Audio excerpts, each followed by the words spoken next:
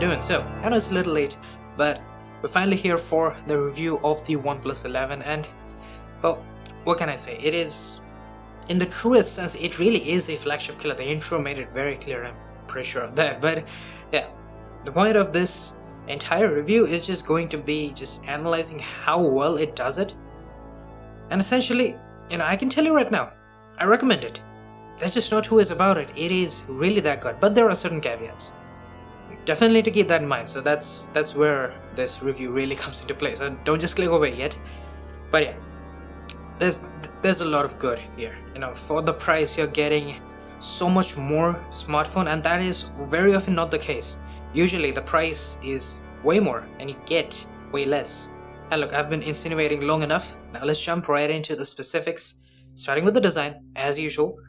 And well, how can I even complain here? It's beautiful. I know some people don't really like this whole circular camera module that also merges into the railing, and maybe it's not to everyone's taste. Obviously, design and stuff like that, it can be very much based on the subjective opinions, perspective, and so on and so forth, personal taste. And this speaks to me. From my eyes, I feel as if OnePlus just took inspiration from the Galaxy S21 Ultra. Yeah, I remember that one. I used to think that one was the best looking device in terms of the camera module that's ever been made. And well, this one, it looks very similar to that, but in a good way, because OnePlus took the inspiration and they made it their own. That's a big thing for me. Because when I look at it, I see the inspiration, but I don't feel as if they just blatantly copied it. So that's very important. And of course, there's the incredible matte finish, and I always praise OnePlus for their matte finishes, and I really like that they stick with their matte finishes. Not all smartphones stick with good matte finishes, and well, this one does, so I'm glad for that. It also feels incredible in the hand, as you would expect. The curves are just perfect for me.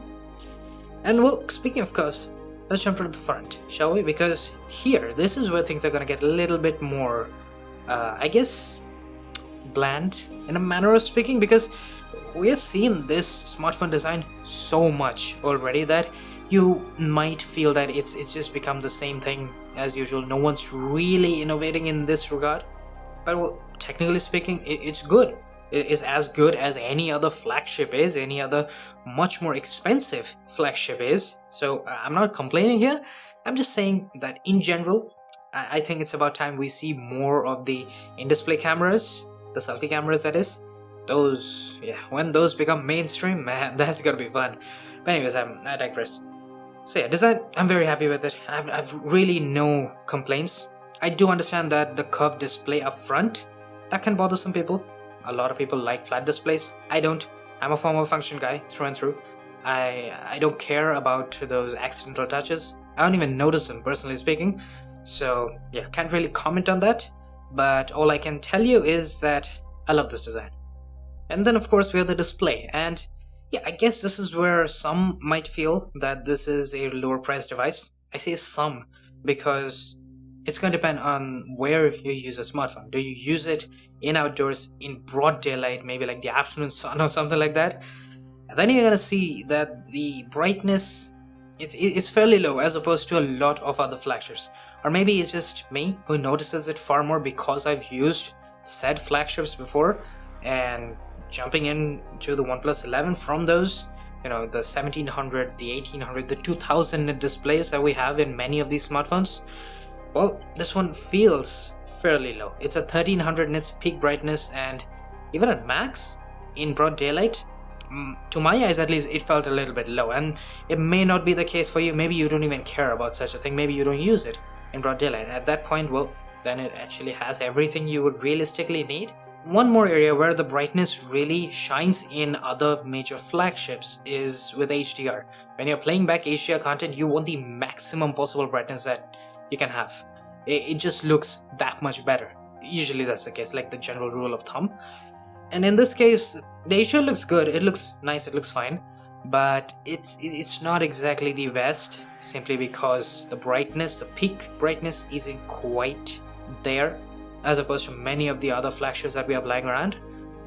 Now, again, it may not bother most people may not even care about HDR, so I'm just putting it out there, I'm just giving you guys the facts. my observations, my notes in a manner of speaking. But yeah, all in all, if you don't worry about the brightness all that much, well, then you have a solid display once again. So design, amazing. Display, pretty great. Well, there's, as I said, not much to complain about here. Let's move on to the performance and battery life. Now, performance, do I even need to tell you that it's gonna be pretty damn good, because this has the best chipset that you can have in any Android device right now.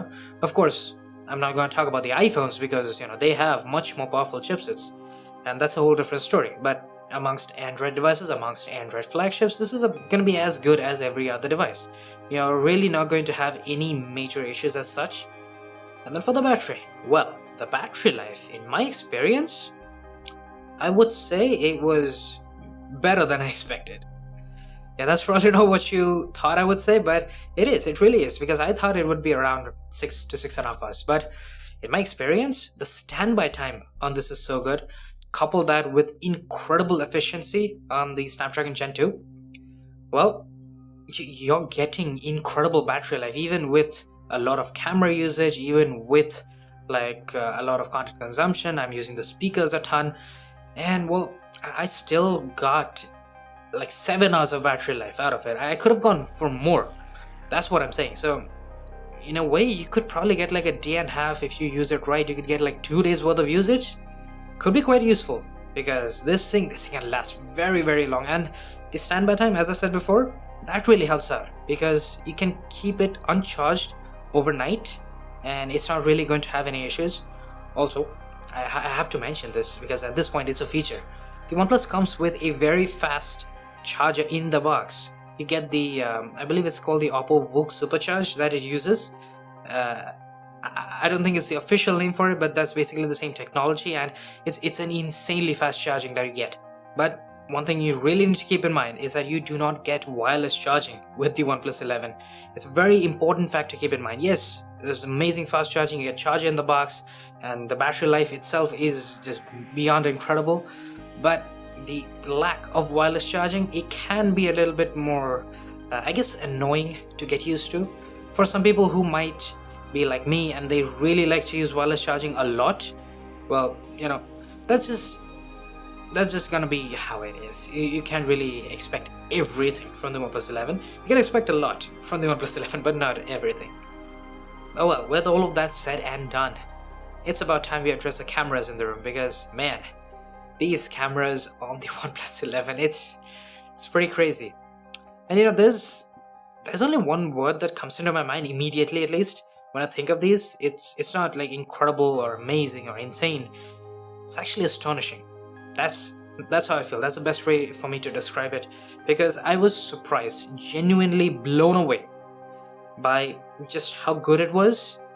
Because the thing about flagship killers, and even in OnePlus's very own history of flagship killers, is that they have had, pretty good cameras, but just not quite as good as the more expensive flagships for many of the other companies. But this one, at least when it comes to photography, I can tell you without a shadow of doubt, it is essentially as good.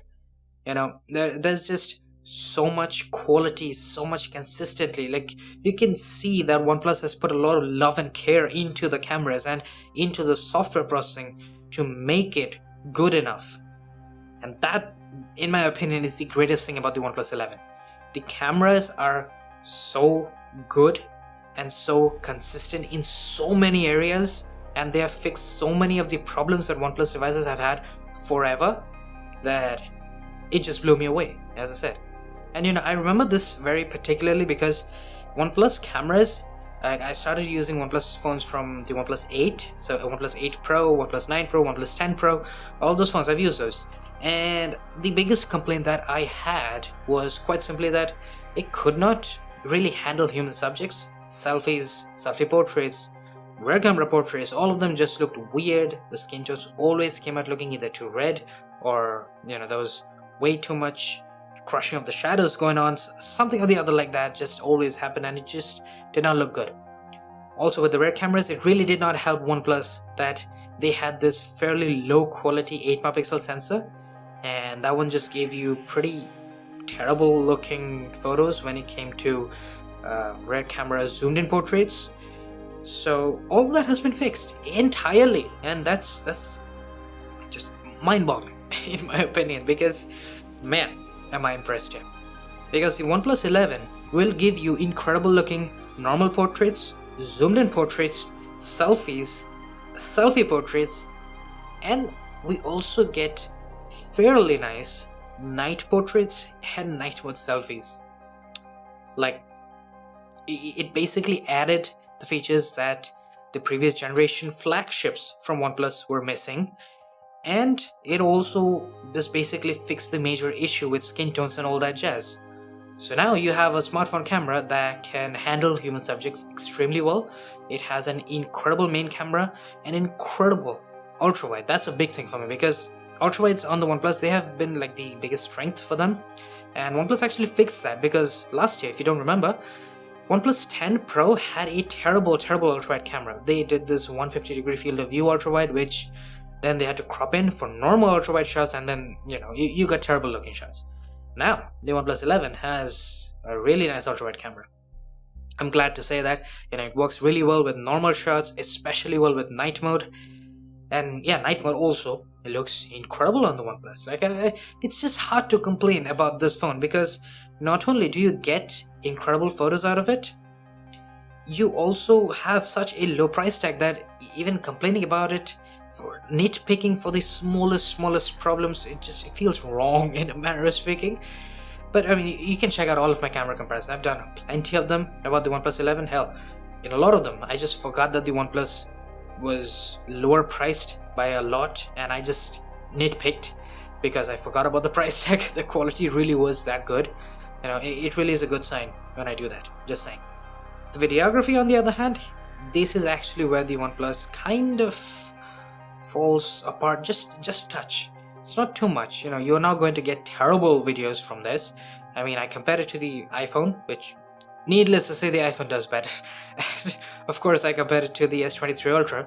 Again, needless to say, the S23 did perform a little bit better as well, because the S23 in general, it always has really good video, but the OnePlus was actually pretty good overall, saying. The only real issue that I had more than anything else was that, quite simply, we cannot use the 2x zoom camera with 4K video. I didn't really understand the reasoning behind that. We have a 32 megapixel sensor, a new one, which works really well with photos, but in video we can't use it. It's odd. The situation with that is very weird. To put it very perfectly, the videography is a B+, while the photography is an A+.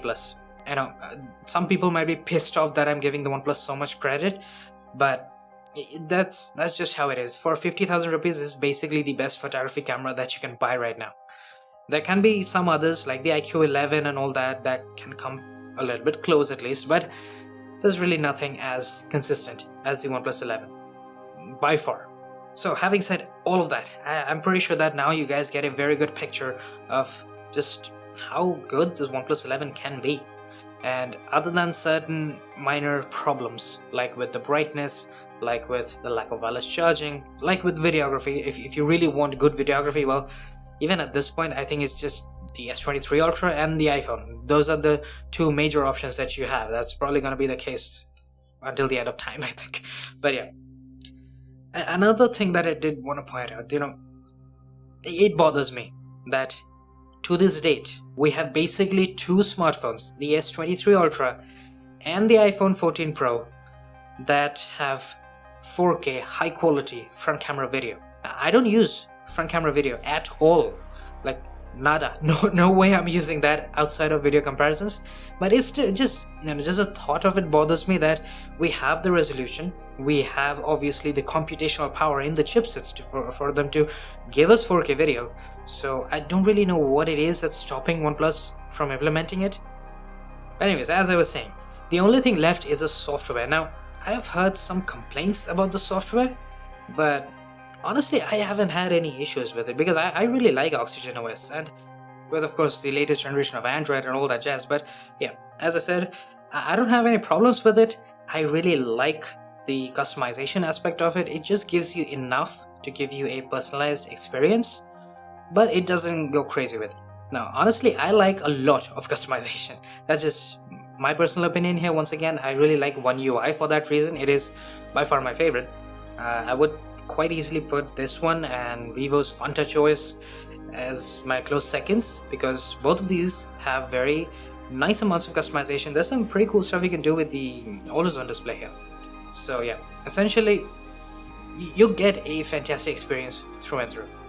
And one thing I almost forgot to mention is that you don't get proper IP68 water and dust resistance. That's I think going to be sort of a caveat for a lot of people, depending on your use case, depending on the where you live, the kind of weather conditions you have, and so on and so forth. And well, that's something to keep in mind. So with that said, I hope you guys enjoyed, found this helpful, because I do believe that OnePlus deserves credit for this. They really did an amazing job at bringing themselves back. They redeemed themselves. They've had their failings last year with the OnePlus 10 Pro and the 10T. They had a lot of issues going on, but now, they solved all of it and they improved on it. Credit where credit is due. Well, I'll be seeing you guys soon enough with more. Cheers.